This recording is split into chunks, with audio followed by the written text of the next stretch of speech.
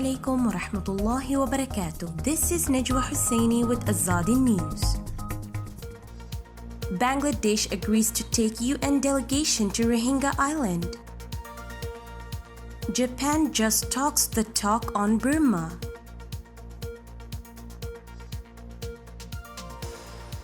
Bangladesh has agreed to take United Nations officials to a Bay of Bengal island housing thousands of Rohingya refugees, and the visit may take place this week, a foreign ministry official said Monday, more than 2 years after the world body asked to assess the suitability of the controversial site. UN officials meanwhile told Binar News they had not been given a date nor told if they could conduct assessments during the trip to Bhasan Char, the island housing more than 14,000 Rohingya who were moved from refugee camps in and around Cox's Bazar.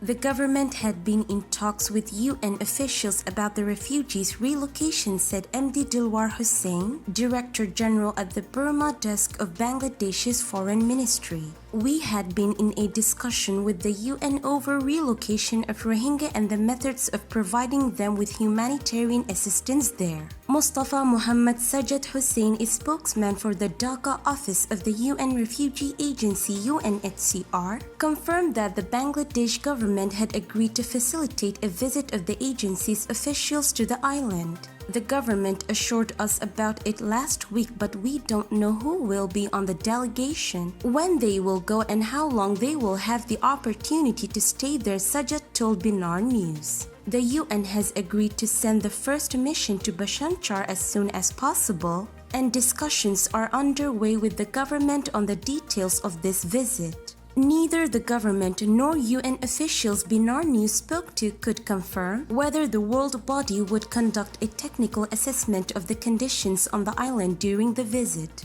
International humanitarian and rights organizations had said no one should be relocated from Cox's Bazar until United Nations experts certify that the remote island is habitable and a mechanism is in place to ensure that refugees are accorded basic human rights. Still, the government moved the first batch of 1,642 refugees to the controversial low-lying island on December 4. The Foreign Ministry Hussain said UN officials would have to decide next steps following their visit. They will look at the overall situation of Rohingya refugees there and decide what to do. It is an obligation for the UN to go there to help the refugees according to its mandate. We have a consensus on this point, Hussain said. Basically, their working-level officers will go to Bhasan Char. If they go there, they may get an understanding of the situation, then they can decide how to proceed. The Bhasan Char visit would be the first for UN officials since Yanghee Lee, the UN Special Rapporteur on Human Rights in Myanmar at the time, visited the island in January 2019 when the government had begun constructing housing for the refugees. Lee had advised Dhaka to allow full technical, humanitarian and security assessments before sending Rohingya there. More than 14,000 Rohingya have now been moved to Bhasan Char, and more would be relocated if they want to move voluntarily, said Muhammad Shamsudduzanayan, an additional refugee relief and repatriation commissioner. At least 22 local NGOs are helping the government in the relocation work and providing comprehensive humanitarian assistance, including food to the Rohingya, he told the media. Fortify Rights, a Southeast Asian group, had said last October that Bangladesh had coerced the Rohingya into moving to Bhasan Char, an allegation that the government had forcefully denied several times. Late last month, a delegation from the Organization of Islamic Cooperation visited Bhasan Char and said they were satisfied with the infrastructure there, the Bangladesh Foreign Ministry had said. That visit was the first by any international official since Lee's visit more than 2 years ago. Since the Burmese military seized power on February 1st, the Japanese government has expressed its grave concerns over the coup. It has called on the Myanmar military to swiftly restore Myanmar's democratic political system and demanded the release of National League for Democracy leader Aung San Suu Kyi and all others arbitrarily detained. Japan also expressed condolences for protesters killed by security forces, while strongly condemning the violence against civilians. Such statements are important, but when compared with the concrete actions taken by other group of 7 democracies, it's clear that Japan is not yet using its full weight to pressure the Burmese military. It has in effect taken a wait-and-see approach. During this urgent threat to Burma's nascent democracy, Japan should instead use tools at its disposal to press the military and ensure a return to democratic civilian rule. Passive diplomacy will only embolden the military, which continues to commit grave abuses with impunity. Such an approach also betrays Japan's own pledge to advocate for democratic values as part of its foreign policy. About a week after the coup in which the military nullified the results of the November national elections and declared a one-year state of emergency, New Zealand suspended high-level contact with Burma and imposed a travel ban on military leaders. Prime Minister Jacinda Ardern also said her government would ensure that any funding put into Myanmar does not in any way support the military regime. A few days later, the US government imposed targeted sanctions against military leaders and military-owned companies in Burma and followed up this month with further sanctions. The United Kingdom and Canada also announced targeted sanctions on senior military officials, while Australia suspended defense ties and redirected aid engagement to non-governmental organizations for the most pressing humanitarian and emerging needs, including Rohingya refugees. The European Union's 27 foreign ministers also agreed in February to impose targeted sanctions on Burma's coup leaders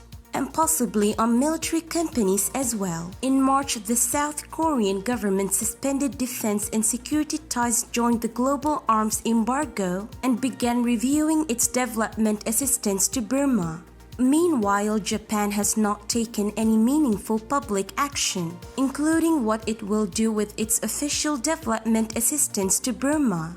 For decades, Japan has been a major donor to Burma, providing more than 1 trillion yen in loan assistance, more than 300 billion yen in grant aid, and 88 billion yen in technical assistance as of 2017. Foreign Minister Toshimitsu Motegi has defended Japan's approach, claiming that it's not a simple situation of whether aid continue or sanctions are placed, and that Japan is making decisions by considering different elements. The few decisions Japan has made so far have been insufficient, some even counterproductive. Japan privately suspended a new Overseas Development Assistance (ODA) program that was scheduled to be approved this month but issued no public statement, local media reported.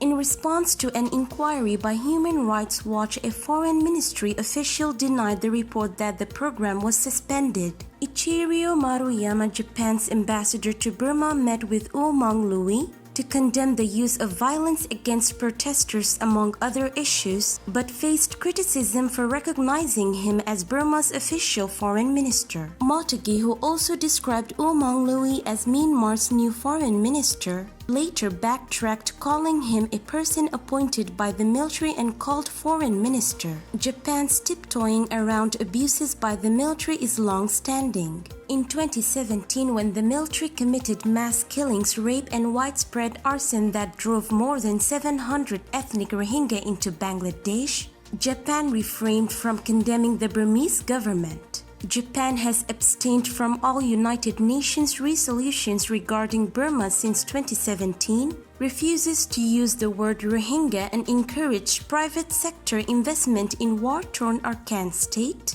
where the remaining Rohingya endure the crime against humanity of apartheid. Ambassador Maruyama also prayed for the International Court of Justice to side with Burma and ruled that genocide had not occurred against the Rohingya.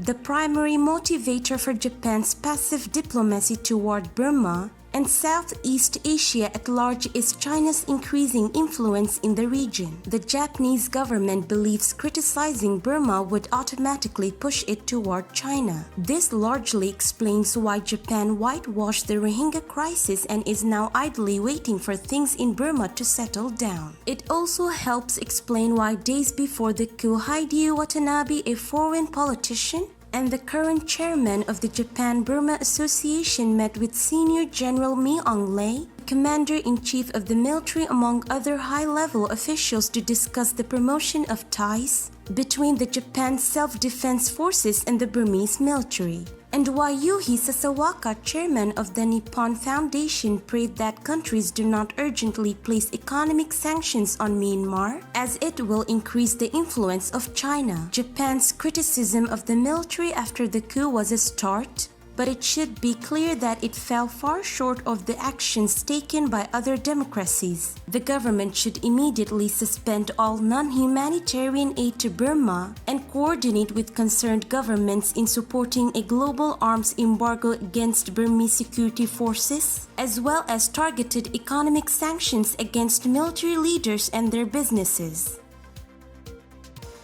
This is today's news. To get more updates about Rohingya, subscribe to our YouTube channel and hit the notification bell. Visit our website azaditvnews.com and follow our social media accounts. Wassalamu alaikum wa rahmatullahi wa barakatuh.